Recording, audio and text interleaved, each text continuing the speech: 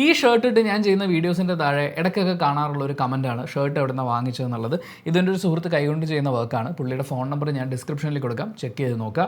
നിങ്ങൾ തംബ്നെയിൽ കണ്ടിട്ടുള്ളതുപോലെ ഈ വീഡിയോ എന്ന് പറയുന്നത് ശോഭന മോഹൻലാൽ ഇവർ രണ്ടുപേരും ഒരുമിച്ച് അഭിനയിക്കുന്ന ഒരു പുതിയ സിനിമ റിലീസിന് തയ്യാറെടുക്കുകയാണ്. തുടരും 15 വർഷത്തിന് ശേഷം അവർ ഒരുമിച്ചൊരു സ്ക്രീനിൽ വരുന്നു എന്നുള്ളത്.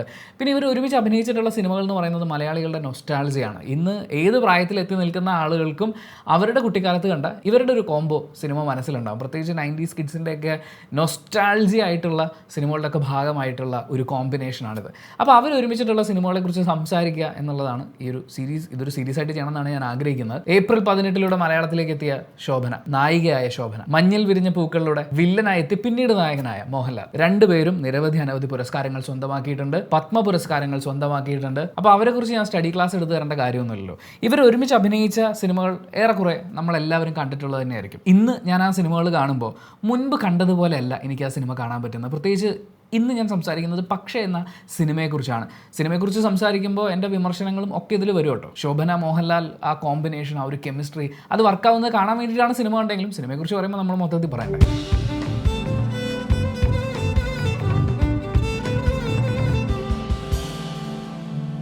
മോഹൻ സംവിധാനം ചെയ്ത് ചെറിയാൻ കൽപ്പകവാടി തിരക്കഥയൊരുക്കിയിട്ടുള്ള സിനിമയാണ്. പക്ഷേ സിനിമയുടെ പേര് പോലെ തന്നെയാണ് സിനിമയുടെ കഥയും പോകുന്നത്. അതിൽ ഒരുപാട് പക്ഷേയുണ്ട്. നായകനും നായികയ്ക്കും ആദ്യമേ ഒരുമിച്ച് ജീവിക്കാമായിരുന്നു. പക്ഷേ നായകന് പല സിറ്റുവേഷനിലും അയാളുടെ ജീവിതം ശരിയാക്കി എടുക്കാമായിരുന്നു. പക്ഷേ നായകനും നായികയ്ക്കും അവസാനമെങ്കിലും ഒന്നിക്കാമായിരുന്നു. പക്ഷേ വളരെ ടോക്സിക് ആയിട്ടുള്ള ഒരു കുടുംബ ജീവിതത്തിലേക്ക്, അല്ലെങ്കിൽ ദുരന്തം പിടിച്ചൊരു കുടുംബത്തിലേക്ക് അയാൾക്ക് വേണമെങ്കിൽ തിരിച്ചു പോകാതിരിക്കാമായിരുന്നു. പക്ഷേ എന്ന് പറയുന്നത് പോലെ ഒരുപാട് പക്ഷികൾ ചേർന്നിട്ടുള്ള ഇവരെങ്ങനെയാണ് ഈ ടൈറ്റിലേക്ക് എത്തിയത് എന്നുള്ളത് സിനിമ കണ്ടുകൊണ്ടിരിക്കുന്ന സമയം മുഴുവൻ ഞാൻ ആലോചിക്കായിരുന്നു. ഒരുപാട് പക്ഷികൾ. കാര്യം നമ്മുടെ ലോജിക്ക് വെച്ച് നമ്മൾ ആലോചിച്ച് നോക്കുമ്പോൾ ഇങ്ങനെ ആകാമായിരുന്നല്ലോ എന്നൊക്കെ തോന്നും. പക്ഷേ ഈ സിനിമയിൽ കാണുന്നതാണ് സംഭവിച്ചിട്ടുള്ളത്. എന്ന് പറയുന്ന പോലെ ഭയങ്കര ഒരു ന്യായീകരിക്കാൻ സ്കോപ്പുള്ള ഒരു പേര് തന്നെയാണ് അവരിട്ട്. എന്തായാലും സിനിമ റീവാച്ച് ചെയ്യുന്ന സമയത്ത് ഇതിൽ നായകൻ ബാലേന്ദ്ര മേനോൻ, നായിക നന്ദിനി മേനോൻ, നായകൻ്റെ കൂട്ടുകാരനുണ്ട് ശിവദാസ മേനോൻ, നായകനെ പിടിപ്പിച്ച സാറുണ്ട് ഉണ്ണികൃഷ്ണൻ നായർ. അങ്ങനെ മൊത്തത്തിൽ ഒരു കരയോഗ മീറ്റിംഗ് പോലെയാണ്. വേറെ ആരെയും നമ്മൾ ഈ സിനിമയിൽ കാണുന്നില്ല. പിന്നെ ഒരു പ്രത്യേകത എന്ന് പറഞ്ഞാൽ കുറച്ച് വില്ലൻ സ്വഭാവമുള്ള ഇതിലെ നായകൻ വിവാഹം കഴിക്കുന്ന പെൺകുട്ടി, അയാളുടെ അച്ഛൻ, അവരിലേക്കൊക്കെ വരുമ്പോൾ ഈ പേരിലേക്ക് അല്ലെങ്കിൽ പേരിൻ്റെ വാലിലേക്ക് അധികം പോകുന്നില്ല. അല്ലെങ്കിലും പോസിറ്റീവ് പറയുമ്പോഴാണ് നമ്മൾ വാൽ ഉപയോഗിക്കാറുള്ളത്. എനിവേ, ബാലേന്ദ്ര മേനോൻ്റെ പ്രശ്നം എന്താണെന്ന് വെച്ച് കഴിഞ്ഞാൽ ഇദ്ദേഹത്തിൻ്റെ അച്ഛൻ, ഇവർക്കൊരു വലിയ തറവാടും ഭൂമിയൊക്കെ ഉണ്ട്. അപ്പോൾ ഇദ്ദേഹത്തിൻ്റെ അച്ഛൻ ഇപ്പോൾ കേസ് പറഞ്ഞുകൊണ്ടിരിക്കുകയാണ്, അത് അവരുടെ ആണെന്ന് വാദിക്കാൻ വേണ്ടിയിട്ട്. അതുകൂടാതെ അമ്മയുണ്ട്, 2 കെട്ടുപ്രായമായി നിൽക്കുന്ന പെങ്ങന്മാരുണ്ട്. അവർ പഠിക്കാൻ പോവുകയോ അതിനെക്കുറിച്ച് ചർച്ച ചെയ്യുകയോ ജോലിയെക്കുറിച്ച് ചർച്ച ചെയ്യുകയോ ഒന്നുമില്ല. വീട്ടിൽ തന്നെ ഇരുന്ന് ചേട്ടനെ കളിയാക്കുക, കല്യാണത്തിന് പ്രിപ്പയർ ആവുക എന്നുള്ളതാണ് അവർ ചെയ്യുന്നത്. അതേസമയം നായികയെ നമ്മൾ കാണുമ്പോൾ ഇവരുമായിട്ട് വളരെ ക്ലോസ് ആയിട്ടുള്ള ആളാണ്. പുള്ളിക്കാരി ഡൽഹിയിൽ പഠിക്കാൻ പോവാണ്. അതെന്താ, ഇവർക്കും പഠിക്കാമായിരുന്നില്ലേ? അല്ലെങ്കിൽ അറ്റ്ലീസ്റ്റ് ഒരു ചെറിയ ജോലിക്കെങ്കിലും, ദാരിദ്ര്യം പിടിച്ചൊരു വീടിൻ്റെ അവസ്ഥയാണ്. അപ്പോൾ ആ അവസ്ഥയിൽ ഒരു ജോലിക്ക് അവർക്ക് ട്രൈ ചെയ്യാമായിരുന്നില്ലേ എന്ന് ചോദിച്ചാൽ അവിടെയാണ് നമ്മൾ പക്ഷേ ഉപയോഗിക്കുന്നത്. അത് ആ കാലഘട്ടത്തിൻ്റെ ആയിരുന്നു. എന്തായാലും അച്ഛൻ കേസ് നടത്തിയും കടം വാങ്ങി മുന്നോട്ട് പോകുമ്പോൾ ബാലേന്ദ്രൻ IAS പരീക്ഷ എഴുതുന്നുണ്ട്. കാരണം അയാളുടെ കാമുകി കൂടിയായ, അയാൾക്ക് വിവാഹം പറഞ്ഞു വെച്ചിരിക്കുന്ന നന്ദിനി മേനോൻ എന്ന പെൺകുട്ടി, അവളൊരു വലിയ എഴുത്തുകാരി ആവാൻ വേണ്ടി പ്രിപ്പയർ ചെയ്തുകൊണ്ടിരിക്കുകയാണ്. അപ്പോൾ അവളുടെ ഒരു വാക്കിൻ്റെ പുറത്ത് പുള്ളി IAS പരീക്ഷ എഴുതുന്നു, ടെസ്റ്റുകളൊക്കെ പാസ്സാവുന്നു, പുള്ളിക്ക് IAS കിട്ടുന്നു. പക്ഷേ IAS കിട്ടുന്ന സമയമായപ്പോഴേക്കും ബാലേന്ദ്ര മേനോൻ്റെ അച്ഛൻ കോടതിയിൽ നടന്നിരുന്ന കേസിൽ തോൽക്കുകയും വീടും പറമ്പും നഷ്ടപ്പെടുന്ന അവസ്ഥയിലേക്ക് എത്തുകയും ചെയ്തു. അദ്ദേഹം അപ്പം തന്നെ ആത്മഹത്യ ചെയ്തു. അങ്ങനെ ആ കുടുംബത്തിൻ്റെ ഭാരവും ബാധ്യതയൊക്കെ ബാലേന്ദ്ര മേനോന്റെ തോളിലേക്ക് വരികയാണ്. സ്വാഭാവികമായും അയാൾ പണിക്കൊന്നും പോയി തുടങ്ങിയിട്ടുണ്ടായിരുന്നില്ല. അയാളുടെ കയ്യിൽ ഈ കടക്കാർക്ക് കൊടുക്കാനുള്ള പൈസയും ഉണ്ടായിരുന്നില്ല. അങ്ങനെ സ്വത്തും പണവും ഒന്നും ഇല്ലാതായിരിക്കുന്ന 2 പെങ്ങന്മാരുടെ ബാധ്യത കൂടി എടുത്ത് തോളത്ത് വെച്ചിരിക്കുന്ന ബാലേന്ദ്ര മേനോനെ സ്വന്തം മകളെ കെട്ടിച്ചു കൊടുക്കില്ല എന്ന് നന്ദിനി മേനോന്റെ അച്ഛനും അമ്മയും ബാക്കിയുള്ളവരൊക്കെ ചേർന്ന് തീരുമാനിക്കുകയാണ്. ബാലേന്ദ്രൻ അങ്ങനെ പെട്ടു നിൽക്കുന്ന സമയത്ത് ബാലേന്ദ്ര മേനോനെ പഠിപ്പിച്ച് IAS വരെ എത്തിച്ച ഉണ്ണിയേട്ടന്റെ സുഹൃത്ത് ശിവദാസ മേനോൻ കടന്നു വരികയാണ് ഒരു കല്യാണ ആലോചനയായിട്ട്. വിക്രമൻ കണ്ട്രാക്ക്, തിലകൻ അവതരിപ്പിച്ചിരിക്കുന്ന കഥാപാത്രമാണത്. അപ്പോൾ വിക്രമൻ കണ്ട്രാക്കിന്റെ മകൾക്ക് ബാലേന്ദ്ര മേനോനെ ഒന്ന് കല്യാണം ആലോചിച്ച് കൊള്ളാമെന്നുണ്ട്. ബാധ്യതയും പ്രശ്നങ്ങളും ഒക്കെ വിക്രമൻ കണ്ട്രാക്ക് ഏറ്റെടുക്കുമെന്നാണ് പറഞ്ഞിരിക്കുന്നത്. വിവരം അറിഞ്ഞു കഴിഞ്ഞപ്പോൾ വേണമെന്നോ വേണ്ടെന്നോ പറയാൻ പറ്റാത്ത ഒരു പ്രത്യേക മാനസികാവസ്ഥയിലെത്തിയ ബാലേന്ദ്ര മേനോൻ നേരെ നന്ദിനി മേനോനെ ചെന്ന് കാണുന്നു. പുള്ളിക്കാരി പറയുന്നു, നമുക്ക് മറക്കാം, ബാക്കിയുള്ളവരുടെ നന്മയ്ക്ക് വേണ്ടി നമുക്ക് ഒന്നാവണ്ട എന്ന് തീരുമാനിക്കാം, നമ്മളെ കൊണ്ട് മാത്രമേ ഇങ്ങനെ ഒരു തീരുമാനം എടുക്കാൻ പറ്റുള്ളൂ. അപ്പം തന്നെ കൺവിൻസ് ആവുന്ന ബാലേന്ദ്ര മേനോൻ നന്ദിനി മേനോന്റെ വീട്ടിലൊരു ഫൈറ്റൊക്കെ ഉണ്ടാക്കിയതിന് ശേഷം അവരുടെ വീട്ടുകാരെയും കൂടി അറിയിക്കുകയാണ്, ഞങ്ങളുടെ തീരുമാനം 2 വഴിക്ക് പോകാം എന്നുള്ളത് തന്നെയാണെന്ന്. എന്നിട്ട് എന്തായാലും വിക്രമൻ കണ്ട്രാക്കിൻ്റെ മകളെയും കല്യാണം കഴിച്ച് അദ്ദേഹം തരുന്ന പൈസയൊക്കെ വാങ്ങിച്ച് ബാലേന്ദ്ര മേനോൻ കടങ്ങളൊക്കെ സെറ്റിൽ ചെയ്ത് അങ്ങ് മുന്നോട്ട് പോകുന്നു. അങ്ങനെ പുള്ളിക്ക് IAS കിട്ടി. വിക്രമൻ കണ്ട്രാക്കിൻ്റെ മകൾ രാജലക്ഷ്മിയുമായി അയാൾക്ക് 2 കുട്ടികളും ഉണ്ടായി. കല്യാണം കഴിഞ്ഞ് 10ാം വാർഷികം ആഘോഷിക്കുമ്പോഴാണ് നമ്മൾ സിനിമ തുടങ്ങുന്നതായിട്ട് കാണുന്നത്. പിന്നീട് ഫ്ലാഷ് ബാക്ക് ആയിട്ടാണ് ഈ പറഞ്ഞ പ്രേമകഥയൊക്കെ നമ്മൾ കാണുന്നത്. എന്തായാലും രാജലക്ഷ്മി ഒത്തുള്ള ബാലേന്ദ്ര മേനോൻ്റെ ജീവിതം എന്ന് പറയുന്നത് വളരെ ദുസ്സഹമായിരുന്നു. കാരണം അവർ പരദൂഷണം പറയും, ക്ലബ്ബിൽ പോവും, പിന്നെ അയാളുടെ അയാളുടെ പാസ്റ്റിനെ ഇടക്കിടക്ക് കുത്തി സംസാരിക്കും. ഇത് മൂന്നും പരിഹാരമില്ലാത്ത പ്രശ്നങ്ങളാണോ? എന്തായാലും ഈ 3 പ്രശ്നങ്ങളും പിന്നെ വിക്രമൻ കണ്ട്രാക്ക് കുറച്ച് പൈസ മുടക്കിയിട്ടുണ്ടായിരുന്നല്ലോ ഇദ്ദേഹത്തിന് മകളെ കെട്ടിച്ചു കൊടുക്കാൻ വേണ്ടി. അപ്പോൾ ഇദ്ദേഹത്തിന് വില കൊടുത്ത് വാങ്ങുന്നത് പോലെയാണ് അദ്ദേഹം പൈസ മുടക്കിയിട്ടുള്ളത്. ഇൻവെസ്റ്റ് ചെയ്ത പൈസ, അതായത് കടം തീർക്കാൻ കൊടുത്ത പൈസ തിരിച്ചു പിടിക്കാൻ അദ്ദേഹം കണ്ടെത്തിയിട്ടുള്ള മാർഗ്ഗം എന്ന് പറയുന്നത് ബിസിനസ്സുകാരൊക്കെ ആയിട്ട് ഡീലിംഗ് ഉറപ്പിച്ചിട്ട് അതിനുള്ള സാങ്ഷൻ എല്ലാം മരുമോനായിട്ടുള്ള ബാലേന്ദ്ര മേനോനെ കൊണ്ട് സംഘടിപ്പിക്കുക. പുള്ളി റവന്യൂ സെക്രട്ടറി സ്ഥാനത്തേക്ക് എത്തിയിട്ടുള്ള ആളാണ്. അങ്ങനെ അമ്മായിപ്പം വഴി സ്വന്തം ജോലിയിൽ വെള്ളം ചേർത്ത് മടുത്തും വീട്ടിൽ വരുമ്പോൾ ഭാര്യയുടെ കുത്തുവാക്ക് കേട്ട് തകർന്നും ബാലേന്ദ്ര മേനോൻ നാട് വിടുകയാണ്. എന്ന് വെച്ചാൽ ഒരു ലോങ് ലീവ് എഴുതി കൊടുത്തിട്ട് പുള്ളി ഒരു റിസോർട്ടിൽ റൂം എടുത്ത് അവിടെ അത്യാവശ്യം വെള്ളമൊക്കെ അടിച്ച് പുസ്തകമൊക്കെ വായിച്ച് അങ്ങനെ മുന്നോട്ട് പോകാനാണ് തീരുമാനിച്ചത്. അങ്ങനെ ആ റിസോർട്ടിൽ വെച്ച് യാദൃശ്ചികമായി സാഹിത്യ അക്കാദമി അവാർഡ് നേടിയ നന്ദിനി മേനോൻ എന്ന പഴയ കൂട്ടുകാരിയെ അയാൾ വീണ്ടും കാണുകയാണ്. ഇതിലെ യാദൃശ്ചികതയുടെ എലമെന്റിന്റെ അങ്ങേ അറ്റം എന്ന് പറയുന്നത് ഇവർ രണ്ടുപേരും തൊട്ടടുത്തുള്ള കോട്ടേജുകളിൽ തന്നെ താമസിക്കുന്നു എന്നുള്ളതാണ്. അത്രയ്ക്കൊക്കെ യാദൃശ്ചികത വരുമോ എന്ന് ചോദിച്ചാൽ പക്ഷേ ഈ കഥയിൽ അങ്ങനെ സംഭവിച്ചിട്ടുണ്ട്. അതാണ് ഈ ടൈറ്റിലിൻ്റെ ഒരു പ്രത്യേകത. എന്തായാലും അങ്ങനെ തമ്മിൽ കാണുകയും ഭാര്യ തന്നോട് ആവശ്യപ്പെട്ട മ്യൂച്വൽ ഡിവോഴ്സിന് ഒപ്പിട്ട് കൊടുത്ത കാര്യവും ഒക്കെ നന്ദിനി മേനോനോട് ബാലേന്ദ്ര മേനോൻ തുറന്നു പറയാണ്. എന്നാൽ പോയത് പോയി, ഇനി നമുക്ക് ഒരുമിച്ച് ജീവിക്കാം എന്നുള്ളൊരു തീരുമാനത്തിലേക്കൊക്കെ അവരെത്തുന്നുണ്ട്. പക്ഷേ ഒരുമിച്ച് ഡൽഹിയിലേക്ക് പോകാൻ വേണ്ടി ഫ്ലൈറ്റ് ടിക്കറ്റും ബുക്ക് ചെയ്തിരുന്ന അവരുടെ മുന്നിലേക്ക്, ബാലേന്ദ്ര മേനോന്റെ മുന്നിലേക്ക് രാജലക്ഷ്മി 2 മക്കളുമായിട്ട് കടന്നു വരികയാണ്. മ്യൂച്വൽ ഡിവോഴ്സിന് കൊടുത്ത് കുറച്ച് നാൾ ഇയാളെ കാണാതിരുന്നപ്പോഴേക്കും രാജലക്ഷ്മി തകർന്നിരിക്കുകയാണ്. എനിക്ക് നിങ്ങളുടെ ഭാര്യയായിട്ട് ഇനി ജീവിക്കണം എന്ന് പറഞ്ഞ് മക്കളുമായി ഓടി വന്നിരിക്കുകയാണ് അവർ. ബാലേന്ദ്ര മേനോൻ ആദ്യം ഉണ്ടായിരുന്ന അതേ കൺഫ്യൂഷനിലേക്ക് എത്തുകയാണ്. കാരണം നന്ദിനി മേനോനെ എങ്ങനെയാണോ പണ്ട് ഉപേക്ഷിച്ചത്, ഇപ്പോഴത്തെ നമ്മുടെ ഒരു ലാംഗ്വേജിൽ നമ്മൾ തേച്ചു എന്നാണ് പറയാറുള്ളത്. പക്ഷേ ഇപ്പോൾ നമുക്ക് പറയാൻ പറ്റില്ല, ഇതൊരു പഴയ കഥയാണ്. അങ്ങനെ രാജലക്ഷ്മി തിരിച്ചു വന്ന്, അതും മക്കളൊക്കെ ഉണ്ട്, മക്കളോടാണെങ്കിൽ ഭയങ്കര സ്നേഹമാണ്, ഈ സെൻറ്റിമെൻറ്റ്സ് ഒക്കെ ഇട്ടിട്ട് എങ്ങനെ രാജലക്ഷ്മിയോടൊപ്പം ഡൽഹിയിൽ പോയി സമാധാനമായി ജീവിക്കും എന്നുള്ള ഒരു കൺഫ്യൂഷനിൽ അയാൾ വീണ്ടും നന്ദിനിയുടെ അടുത്ത് ചെല്ലുകയാണ്. പക്ഷേ ഇതാണ് സൊല്യൂഷൻ എന്ന് പണ്ടത്തെ പോലെ ഇപ്പോഴും പുള്ളിക്ക് അറിയാം. അങ്ങനെ വീണ്ടും നന്ദിനി വർഷങ്ങൾക്ക് മുമ്പ് പറഞ്ഞ അതേ ഡയലോഗ് വീണ്ടും പറയാം. ഇത് തീരുമാനിക്കാൻ അല്ലെങ്കിൽ ഇങ്ങനൊരു തീരുമാനം എടുക്കാൻ നമ്മളെ കൊണ്ട് മാത്രമേ പറ്റൂ. എന്നിട്ട് അവൾ വീണ്ടും കരയാണ്. രാജലക്ഷ്മിയോടൊപ്പം തൻ്റെ മക്കളോടൊപ്പം കാറി കയറി ബാലേന്ദ്ര മേനോൻ തിരുവനന്തപുരത്തേക്ക്. ഞാൻ പറയുമ്പോൾ ഇങ്ങനെ പ്ലെയിനായിട്ട് പറഞ്ഞു പോയിട്ടുണ്ടെങ്കിലും സിനിമയിൽ ഉടനീളം ആ ഇമോഷൻസ് ഭയങ്കരമായിട്ട് വർക്കാവുന്നുണ്ട്. അതായത് പലയിടങ്ങളിലും ചില ഡയലോഗുകളിൽ ചില നോട്ടങ്ങളിൽ ഒക്കെ അത് ഫീൽ ചെയ്യുന്നുണ്ട്. അതിൽ ഇപ്പോൾ മോഹൻലാൽ ശോഭന കെമിസ്ട്രിയെക്കുറിച്ച് പറയാനാണെങ്കിൽ ഭയങ്കര കൺവിൻസിങ് ആണ്. എന്ന് വെച്ചാൽ ഇവർ പ്രേമിച്ചുകൊണ്ടിരിക്കുന്ന വിഷ്വൽസ് എടുത്ത്, അത് ഈ സിനിമയിൽ മാത്രമല്ല കേട്ടോ, ഇവർ രണ്ടുപേരും പ്രേമിക്കുന്ന വിഷ്വൽസ് ഏത് സിനിമയിൽ നിന്ന് എടുത്തോ, അത് ഏത് സിനിമയിൽ നിന്ന് എടുത്തു കഴിഞ്ഞാലും അതിനൊരു ബാക്ക്ഗ്രൗണ്ട് സ്കോർ ഇട്ടിട്ട് അതങ്ങനെ കണ്ടുകൊണ്ടിരുന്ന അയ്യോ ഇവർ തമ്മിൽ ഒട്ടുക്കത്ത പ്രേമം കേട്ടോ. നമ്മൾ വിശ്വസിക്കുമല്ലോ ഇവർ പ്രേമമല്ലെന്ന് പറഞ്ഞാൽ. അങ്ങനെ നമ്മളെ കൺവിൻസ് ചെയ്യുന്ന അത്രയും കെമിസ്ട്രിയാണ്. അതേസമയം അവരൊരു വിരഹത്തിലേക്കോ അല്ലെങ്കിൽ വല്ലാത്തൊരു ദുഃഖത്തിലേക്കോ ഒക്കെ വീഴുന്ന സമയത്ത് ഇവരുടെ നോട്ടങ്ങളുണ്ട്. അതായത് 2 പേര് നിന്ന് പെർഫോം ചെയ്യുമ്പോൾ അല്ലെങ്കിൽ ഒന്നിലധികം ആളുകൾ നിന്ന് പെർഫോം ചെയ്യുമ്പോൾ ആ സ്ക്രീനിൽ എത്ര പേരുണ്ടെങ്കിലും അവരുടെ ഓരോരുത്തരുടെയും തമ്മിലുള്ള കമ്മ്യൂണിക്കേഷൻ അതിപ്പം ജസ്റ്റ് ഇങ്ങനെ കൈ ഉയർത്തിയിട്ട് അത് തിരിച്ചു പോകുന്നതായിരിക്കും. പക്ഷേ അതുപോലും ഭയങ്കര റിസൾട്ട് ഉണ്ടാക്കും. ഇവരുടെ 2 പേരുടെയും പെർഫോമൻസുകൾ എടുത്ത് നോക്കുമ്പോൾ ഭയങ്കരമായിട്ട് നമുക്കത് കാണാൻ പറ്റും. 2 പേരും മുഖത്തോട് മുഖം നോക്കി അല്ല ഇരിക്കുന്നെങ്കിൽ പോലും ഒരാൾ മറ്റേ ആൾ കൊടുക്കുന്ന നോട്ടമുണ്ട്, ബോഡി ലാംഗ്വേജ് ഉണ്ട്. അതായത് നമ്മുടെ ബോഡി എങ്ങോട്ടാണ് ലീൻ ചെയ്യുന്നത് നമ്മൾ ഒരാളോട് കമ്മ്യൂണിക്കേറ്റ് ചെയ്യുമ്പോൾ, ഇതൊക്കെ നമുക്ക് ഇവരിതെല്ലാം അറിഞ്ഞ് പ്രാക്ടീസ് ചെയ്ത് ചെയ്യുന്നതാണോ? കാര്യം ഇത്രയും പുരസ്കാരങ്ങളൊക്കെ കിട്ടിയിട്ടുള്ള വലിയ അഭിനേതാക്കളാണ്. ശോഭന ഒരു വലിയ നർത്തകയാണ്. അതിൽ നിന്നും ഒക്കെ കിട്ടിയിട്ടുള്ള അവരുടെ അറിവായിരിക്കാം ബോഡി ലാംഗ്വേജ് എങ്ങനെ പോകണമെന്നുള്ളത് ഗംഭീരമായിട്ടാണ് ഫീൽ ചെയ്യുന്നത്. ചില സമയത്ത് ശോഭനാമ്മ ഈ സിനിമയുടെ ഒരു ക്ലൈമാക്സ് പോർഷനിലേക്കൊക്കെ എത്തുമ്പോൾ വാതിലിൻ്റെ അവിടെ കണ്ണ് നിറഞ്ഞ് നിൽപ്പുണ്ട്. ആ നിപ്പ് കണ്ടാൽ നമുക്ക് എന്നിട്ട് ഞാനുണ്ട് എന്ന് പറയാൻ തോന്നും. പക്ഷേ ഞാനൊരു തമാശക്ക് പറഞ്ഞതാണ്. പക്ഷേ ആ ഇമോഷൻ നമുക്ക് ഫീൽ ചെയ്യും. അത്രയും ഡീപ്പായിട്ട് അവർക്കത് ഇമോട്ട് ചെയ്യാൻ പറ്റുന്നുണ്ട്. ഇത് മാത്രമല്ല, ഈ സിനിമയിൽ നമ്മൾ ശാന്തികൃഷ്ണ അവതരിപ്പിച്ച കഥാപാത്രത്തിനെ കൂടി പറയണം. എനിക്ക് ആ കഥാപാത്രത്തിന് ഒരു വില്ലത്തി കഥാപാത്രമായിട്ട് കാണാൻ പറ്റില്ല പണ്ട് ഞാൻ ഈ സിനിമ കാണുമ്പോൾ. പക്ഷേ എന്ന് പറയുന്ന സിനിമ ഞാൻ കാണുമ്പോൾ ഇന്ന് ആ സിനിമയിലെ കഥാപാത്രങ്ങളെ അതിൻ്റെ ലെയറിനെ മനസ്സിലാക്കാൻ പറ്റുന്ന ഒരു പ്രായത്തിലേക്ക് ഒന്നും ഞാൻ എത്തിയിട്ടില്ല. ഒരു പക്വതയും ഇല്ലാത്തൊരു പ്രായത്തിലാണ് ആ സിനിമ കാണുന്നത്. അന്ന് ഞാൻ കാണുന്ന സമയത്ത് ശാന്തികൃഷ്ണ അവതരിപ്പിച്ചിരിക്കുന്ന കഥാപാത്രം ഭർത്താവ് കടന്നു വരുമ്പോൾ അല്ലെങ്കിൽ മറ്റ് സ്ത്രീകളോടൊപ്പം ഒരുപാട് പൊങ്ങച്ചം പറയുന്ന, പരദൂഷണം പറയുന്ന, ഭർത്താവിൻ്റെ പഴയ ലൈഫിനെ ഇടയ്ക്കിടയ്ക്ക് കുത്തി നോവിക്കുന്ന അങ്ങനത്തെ ഒരു ക്യാരക്ടർ, അതിന് കംപ്ലീറ്റ് നെഗറ്റീവ് ക്യാരക്ടറായിട്ടാണ് നമ്മൾ കൺസ്യൂം ചെയ്തിരുന്നത്. അന്ന് ഞാൻ കാണുമ്പോൾ ഈ വില്ലത്തി ക്യാരക്ടറാണ്.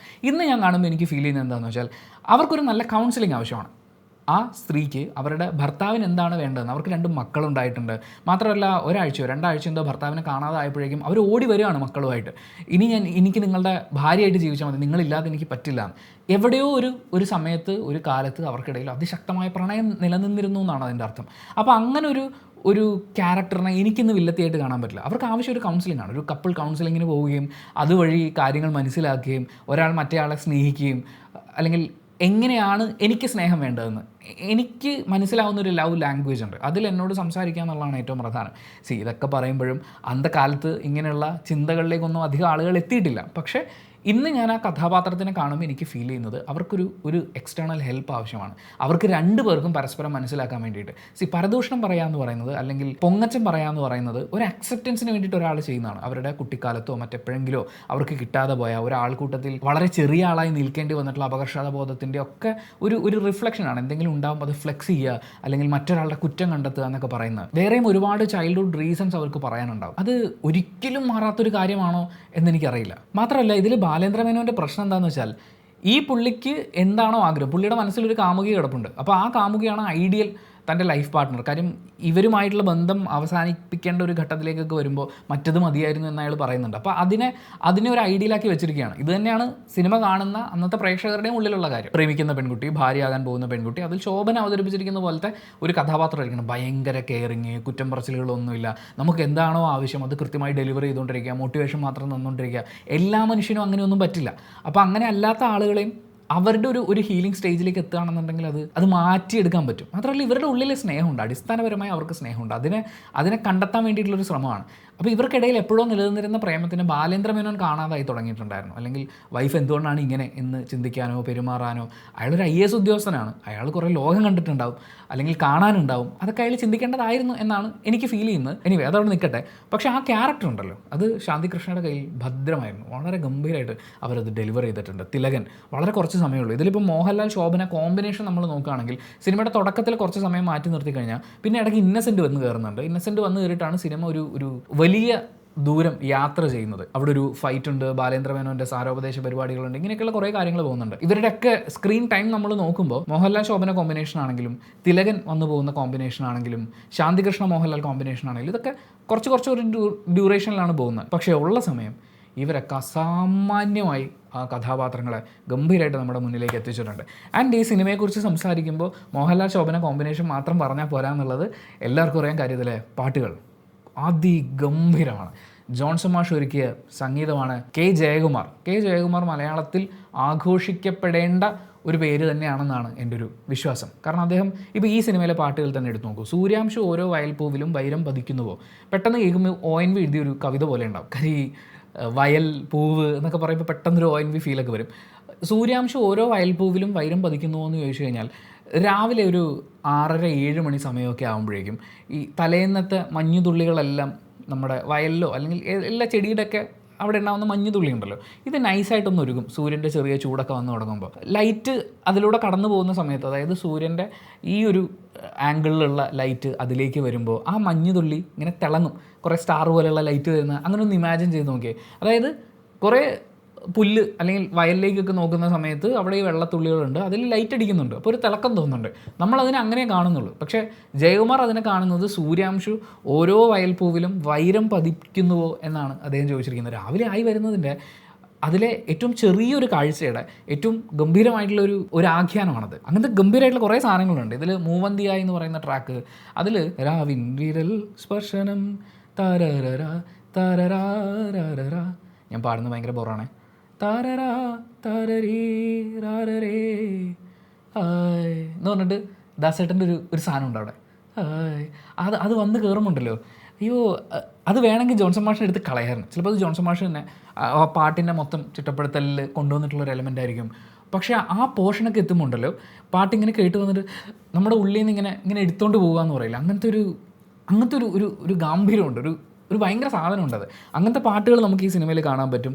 നിറങ്ങളിൽ നീരാടണം എന്ന് പറയുന്ന ഒരു അടിപൊളി പാട്ടുണ്ട്. അതായത് 40കളുടെ തുടക്കത്തിലും 50കളുടെ തുടക്കത്തിലും ഒക്കെ നിൽക്കുന്ന 2 പുരുഷന്മാർ അവർ ലൈഫിൽ ഉള്ള ബുദ്ധിമുട്ടുകളെയും പ്രശ്നങ്ങളെയും ഒക്കെ മാറ്റി വെച്ചിട്ട് ഒരു സ്ഥലത്ത് എൻജോയ് ചെയ്യാൻ വേണ്ടി പോയിരിക്കുകയാണ്. അവന്മാരവിടെ പോയി കാണിക്കുന്നത് മുഴുവൻ പെണ്ണുങ്ങളെ ശല്യം ചെയ്യലും പ്രശ്നങ്ങളൊക്കെ ഉണ്ടെങ്കിൽ അവർ എൻജോയ് ചെയ്യണം എന്ന് ആഗ്രഹിക്കുന്ന ഒരു ലൈഫിൻ്റെ സൈഡ് ഉണ്ടല്ലോ, അതിനെ കാണിക്കുന്ന ഒരു പാട്ടാണ്. അതിനെ ഭയങ്കര രസമായിട്ടാണ്. ആ ഫസ്റ്റ് വരിയിൽ തന്നെ അതുണ്ട്, നിറങ്ങളിൽ നീരാടണം. കാര്യം നരയൊക്കെ വന്നു തുടങ്ങി, ബ്ലാക്ക് ആൻഡ് വൈറ്റ് ആയി തുടങ്ങി, കാണുന്ന കാഴ്ചകളും ചെയ്യുന്ന പ്രവൃത്തിയൊക്കെ ഒരുപോലെ ആയി തുടങ്ങി. ആ ഒരു മോണോട്ടോണസ് ഫീൽ ഉണ്ടല്ലോ, അതിനെ ബ്രേക്ക് ചെയ്യാൻ വേണ്ടിയിട്ടുള്ള വരികളുടെ തുടക്കമാണ് നിറങ്ങളിൽ നീരാടണം. യെസ്, കളർ വേണം ജീവിതത്തിൽ. അതേ പറഞ്ഞു ഇതിലെ പാട്ടുകൾ എന്ന് പറയുന്നത് നമ്മൾ അതിൻ്റെ വരികളുടെ ആംഗിളിൽ പോയി കഴിഞ്ഞാലും സംഗീതം എന്നുള്ള രീതിയിൽ നോക്കിയാലും ഈ സിനിമയിൽ അതിൻ്റെ പ്ലേസ്മെൻറ്റ് നോക്കിക്കഴിഞ്ഞാലും ഒക്കെ ഗംഭീരമായിട്ടാണ് ചെയ്തിരിക്കുന്നത്. പിന്നെ ഈ സിനിമയിലെ റിലേഷൻഷിപ്പുകളും അവരുടെ അടുത്ത കുറേ തീരുമാനങ്ങളും ഇതിനെയൊക്കെ ഇന്നത്തെ കാലത്ത് നിന്ന് നോക്കുമ്പോൾ ചോദിക്കാൻ തോന്നുന്ന ചില ചോദ്യങ്ങളുണ്ട്. പക്ഷേ ഈ സിനിമയിൽ ഇതാണ് സംഭവിച്ചിട്ടുള്ളത്. എന്നാൽ പോലും ഇവർ രണ്ടുപേരും തമ്മിലുള്ള പ്രണയം, നന്ദിനി മേനോനും ബാലേന്ദ്ര മേനോനും തമ്മിലുള്ള പ്രണയം, ഈ പ്രണയം ഇങ്ങനെ കൊടുമ്പിരി കൊണ്ട് നിൽക്കുന്ന സമയത്താണ് ബാലേന്ദ്ര മേനോൻ്റെ അച്ഛൻ മരിക്കുന്നത്, കടങ്ങൾ, ബാധ്യതകൾ, പെങ്ങന്മാരുടെ കല്യാണം, ഇതൊക്കെ ഇയാളുടെ തോളത്തായി വരുന്നുണ്ട്. ആ സമയത്ത് വീടും പറമ്പും സംരക്ഷിക്കാനും പെങ്ങന്മാരുടെ കല്യാണം നടത്താനും പണത്തിന് ആവശ്യമുണ്ട്. ഒരു പക്ഷേ നന്ദിനി മേനോൻ്റെ വീട്ടുകാർ വിചാരിച്ചു കഴിഞ്ഞാൽ ആ പൈസ കല്യാണത്തിന് ശേഷം അയാളൊന്ന് ഹെൽപ്പ് ചെയ്യാവുന്നതേ ഉള്ളൂ. കാര്യം അയാൾ ഒരു IAS ഉദ്യോഗസ്ഥനാവാൻ പോവാണ്, നന്ദിനി നല്ലൊരു ജോലി നേടും എന്തായാലും. കാര്യം അവർ ഡൽഹിയിലൊക്കെ പഠിക്കാൻ പോവാണ്, എഴുത്തുകാരിയാവാൻ ആഗ്രഹിക്കുന്ന ആളാണ്. അപ്പോൾ നന്ദിനി മേനോൻ്റെ വീട്ടുകാർക്ക് നന്ദിനി മേനോൻ വാശി പിടിച്ചാൽ വേണമെങ്കിൽ ബാലേന്ദ്ര മേനോന് കെട്ടിച്ചു കൊടുക്കാവുന്നേ ഉണ്ടായിരുന്നുള്ളൂ. പക്ഷേ നന്ദിനി ചാടിക്കയറി ഒരു തീരുമാനം എടുക്കുകയാണ്. നമ്മളെ കൊണ്ട് മാത്രമേ ഇങ്ങനെ ഒരു തീരുമാനം എടുക്കാൻ പറ്റുള്ളൂ, ബാലേട്ടൻ അവരെ കല്യാണം കഴിച്ചിട്ട് ആ വഴിക്ക് പൊക്കോളൂ എന്ന് പറഞ്ഞ് ഒരൊറ്റ തീരുമാനം എടുക്കല. അന്നത്തെ സാഹചര്യങ്ങളെ, ആ സാഹചര്യങ്ങളിൽ ജീവിച്ചിട്ടുള്ള ആളുകൾക്ക് റിലേറ്റ് ചെയ്യാൻ പറ്റിയിട്ടുള്ളതുകൊണ്ടായിരിക്കും ഈ സിനിമ ഒരു വിജയമാവുന്നത്. അല്ലെങ്കിൽ ഒരുപാട് പേർക്ക് ഇന്നും റിലേറ്റ് ചെയ്യാൻ പറ്റുന്ന ഇമോഷൻസ് ആയിട്ട് മാറുന്നത്. ആ ഇമോഷൻസിനെ ഹേർട്ട് ചെയ്യാൻ വേണ്ടിയിട്ടല്ല കേട്ടോ ഞാൻ പറയുന്നത്. സാഹചര്യങ്ങളുടെ സമ്മർദ്ദം കൊണ്ട് ഇന്നിതായിരിക്കും നല്ലത് എന്ന് കരുതി സ്വന്തം പ്രണയത്തിനോട് ആ പുഷ്പമേ എന്നൊക്കെ പറയുന്ന പോലെ പ്രണയമേ എന്നുവെച്ചാൽ ആട്ടിപ്പുറത്തേക്കല്ല, ഉള്ള അത്രയും നീറിയിട്ട് പ്രണയം വേണ്ടെന്ന് വെക്കേണ്ടി വന്ന ആളുകളുണ്ട്.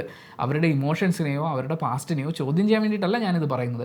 ഇവിടെ സൊല്യൂഷൻസ് വേറെയും ഉണ്ടായിരുന്നു ഇന്നിൻ്റെ കാലത്ത് നിന്ന് തിരിഞ്ഞു നോക്കുമ്പോൾ. എന്തുകൊണ്ട് ബാലേന്ദ്ര മേനോൻ്റെ പെങ്ങന്മാർക്ക് പണിക്ക് പോകൂടാ? കല്യാണം കഴിക്കാൻ ആൾ വരുന്നതെന്ന് നോക്കി ഇങ്ങനെ ഇരിക്കുകയാണ്. പക്ഷേ ഈ സിനിമ എടുക്കുന്ന കാലഘട്ടം 90s പ്രശ്നങ്ങൾ, 90s പരിഹാരങ്ങൾ എന്ന് പറയുന്ന ഒരു ആംഗിളിൽ നോക്കുമ്പോൾ ന്യായീകരിക്കാൻ പറ്റുമെങ്കിലും കല്യാണത്തിന് മുമ്പ് ഇയാളുടെ മുമ്പിൽ ഒരു ഓപ്ഷൻ ഉണ്ടായിരുന്നു. നന്ദിനിയെ വേണമെങ്കിൽ വിളിച്ചുകൊണ്ട് വരായിരുന്നു, അവർക്ക് ഒരുമിച്ചൊരു വാടക വീട്ടിലേക്ക് മാറായിരുന്നു. പക്ഷേ വീടും പറമ്പും കൈവിട്ടു പോവുക എന്ന് പറയുന്നത് അന്ധകാലത്ത് നമ്മൾ ഈ പറയുന്ന ക്ലാസ്, കാസ്റ്റ് എല്ലാം വെച്ച് നോക്കുമ്പോൾ ആ വീടും പറമ്പും അത് നഷ്ടപ്പെടുക എന്ന് പറയുന്നത് അയ്യോ അഭിമാനം തകർന്നടിഞ്ഞ് ഇല്ലാണ്ടായി പോണ പരിപാടിയാണ്. അപ്പോൾ അതും കൂടി സംരക്ഷിക്കണമെന്ന് വെച്ചിട്ടാണ് ഇയാൾ ഈ പ്രണയം വിട്ടുകളയുന്നത്. ലോകത്ത് എന്തിനെ നഷ്ടപ്പെടുത്തിയാലും എനിക്ക് എൻ്റെ പ്രണയത്തെ നഷ്ടപ്പെടുത്താൻ പറ്റില്ല എന്ന് പറയുന്ന ഒരു ശക്തനായ കാമുകനായി ഒരു കടുത്ത തീരുമാനമെടുക്കാൻ നന്ദിനിയെ കൺവിൻസ് ചെയ്യാൻ അയാൾക്ക് പറ്റുന്നില്ല. ഒന്നാമത്തെ കാര്യം. ഇനി വിവാഹത്തിന് ശേഷം നോക്കുകയാണെങ്കിലും പ്രശ്നങ്ങൾ ഒരുപാടുണ്ട്. ഭാര്യയുടെ ഭാഗത്ത് ഒരുപാട് പ്രശ്നങ്ങളുണ്ട്, ഭാര്യയുടെ അച്ഛനിൽ നിന്ന് നേരിടേണ്ടി വരുന്ന ബുദ്ധിമുട്ടുകളുണ്ട്, ഇമോഷണൽ ടോർച്ചർ ഉണ്ട്. പക്ഷേ ഇതിനെയൊക്കെ ഓവർകം ചെയ്യാൻ വേണ്ടിയിട്ട് 90s പ്രശ്നങ്ങൾ 90s പരിഹാരങ്ങൾ എന്നാണല്ലോ. അയാൾക്ക് ഭാര്യയെ പറഞ്ഞ് മനസ്സിലാക്കാൻ അല്ലെങ്കിൽ ഈ പറഞ്ഞ പോലെ ഡിവോഴ്സ് ചെയ്യുമെന്ന് പറഞ്ഞ് പേടിപ്പിച്ചപ്പോൾ അവർ തിരിച്ചു വന്നതുപോലെ സാമം ദാനം ഭേദം ദണ്ണം പേടിപ്പിക്കൽ എന്ന് പറയുന്ന കുറേ കാര്യങ്ങൾ, കുറേ ടെക്നിക്കുകളുണ്ടല്ലോ. ഇതൊന്നും ഉപയോഗിച്ച് നോക്കാതെ ഇയാൾ വേഗം വെള്ളത്തിൽ പോയി കിടന്ന് ഭൂതകാല സ്മരണകളിലേക്കാണ് പോയിക്കൊണ്ടിരുന്നത്. അപ്പോഴും അയാൾ റിയൽ പ്രശ്നത്തിൽ നിന്ന് ഒളിച്ചോടുകയാണ്. ഇനി അത് വർക്കാവുന്നില്ല, 10 വർഷത്തിന് ശേഷം അതിൽ നിന്ന് ഇറങ്ങിപ്പോകാമെന്ന് തീരുമാനിക്കുമ്പോൾ ഭാര്യ വീട്ടുകാർ ഒരു മ്യൂച്വൽ ഡിവോഴ്സ് എന്ന് പറഞ്ഞിട്ട് പേപ്പർ വെക്കുമ്പോൾ ഇനിയിപ്പോൾ എന്ത് ചെയ്യാനാ എന്ന് കരുതി അയാളൊരു ഒറ്റ ഒപ്പിട്ട് കൊടുക്കുകയാണ്. ആ സമയത്ത് അവിടെ ഫോണുണ്ട്, ഭാര്യയെ വീട്ടിലേക്ക് വിളിക്കാം, നിനക്കിപ്പോഴും ഇത് തന്നെയാണോ തോന്നുന്നത്, നമുക്കിത് സംസാരിച്ചൂടെ എന്ന് ചോദിക്കാമെന്ന് പറയുന്ന ഒരു ഓപ്ഷനിലേക്കൊന്നും അയാൾ പോകുന്നില്ല. എനിക്കിത് വയ്യ, എനിക്കിത് മടുത്തു, എനിക്ക് അടുത്ത പരിപാടി പിടിക്കണം എന്ന് പറയുന്ന പോലെ ഒരു ഒളിച്ചോടലാണ് അയാൾ അവിടെയും സ്വീകരിക്കുന്നത്. അത് കഴിഞ്ഞ് പഴയ കാമുകിയെ വീണ്ടും കാണാം. ഇയാൾ ആക്ച്വലി ഒരു ഒഴുക്കിൽ ഇങ്ങനെ പൊയ്ക്കൊണ്ടിരിക്കുന്ന ഒരു പൊങ്ങുതടി പോലെ ആയി പോകുന്ന മനുഷ്യനാണ്. അങ്ങനെയുള്ള ഒരുപാട് ജീവിതങ്ങളുണ്ട് കേട്ടോ. ഞാൻ വീണ്ടും പറയുന്നു, ആ ജീവിതങ്ങളെയോ അവരുടെ ചിന്തകളെയോ പുച്ഛിക്കുകയോ കളിയാക്കുകയോ ഒന്നുമല്ല ഞാൻ ചെയ്യുന്നത്. ഒരു പക്ഷേ ഇതിൽ ഏതെങ്കിലും ഒരു സ്റ്റേജിലാണ് നിങ്ങൾ നിൽക്കുന്നതെങ്കിൽ വേണമെങ്കിൽ ആലോചിച്ച് നോക്കാവുന്നതാണ്. നമ്മൾ ഏതെങ്കിലും ഒരു സ്റ്റേജിൽ ഫൈറ്റ് ചെയ്യണ്ടേ? എന്തായാലും നന്ദിനിയെ കണ്ടു എന്നാൽ പിന്നെ നന്ദിനിയോടുകൂടെ ഇനി അങ്ങോട്ട് ജീവിക്കാം എന്നുള്ള രീതിയിൽ മുന്നോട്ട് പോകുമ്പോൾ വീണ്ടും രാജലക്ഷ്മി വരികയാണ്. അപ്പോൾ രാജലക്ഷ്മി ഉണ്ടാക്കുന്ന ഇമോഷണൽ ബോണ്ടിങ് ആണ് അവിടെ സ്ട്രോങ് ആയിട്ടുള്ളത്, അല്ലെങ്കിൽ മക്കൾ എന്ന് പറയുന്ന ഇമോഷനാണ് അവിടെ ഉള്ളത്. ഇവിടുത്തെ ഒരു രസം എന്താണെന്നറിയോ? നന്ദിനിയോട് നീ പൊക്കോ എന്ന് ഈ നായകൻ ചെന്ന് പറയുന്നില്ല. ഞാനിനി എന്ത് ചെയ്യും എന്ന് പറയുന്നൊരു ഭാവത്തിലാണ് അവിടെ ചെന്ന് നിൽക്കുന്നത്. കാരണം അയാൾ എന്നാൽ നീ പൊക്കോ, ഞാൻ എൻ്റെ ഭാര്യയുടെയും പിള്ളേരുടെയും കൂടെ പോവാണ് എന്ന് പറയുന്ന ഒരു ഡയലോഗായിട്ട് അത് ഡെലിവർ ചെയ്ത് കഴിഞ്ഞാൽ ആ പെണ്ണിനെ വീണ്ടും പറ്റിച്ചില്ലേ എന്ന് പറയുന്നത്. പക്ഷേ എന്നോട് ക്ഷമിക്കൂ, ഞാൻ വീണ്ടും വേദനിപ്പിച്ചില്ലേ എന്നുള്ള ലൈനിലാണ് അത് അവതരിപ്പിക്കുന്നത്. ഇനി നന്ദിനിയുടെ ക്യാരക്ടറിന് വേണമെങ്കിൽ പറയായിരുന്നു, ഒരിക്കൽ ഞാൻ നഷ്ടപ്പെടുത്തിയതാണ്, ഇനി എനിക്ക് നഷ്ടപ്പെടുത്താൻ വയ്യ, നിങ്ങൾ എൻ്റെ കൂടെ വന്നേ പറ്റൂ എന്ന് പറയുകയാണെങ്കിൽ നമ്മളീ പറയുന്ന 90s പ്രശ്നങ്ങൾ 90s പരിഹാരങ്ങൾ എന്ന് പറയുന്ന പോലെ അവളുടെയൊക്കെ ഒരു മനസ്സ്.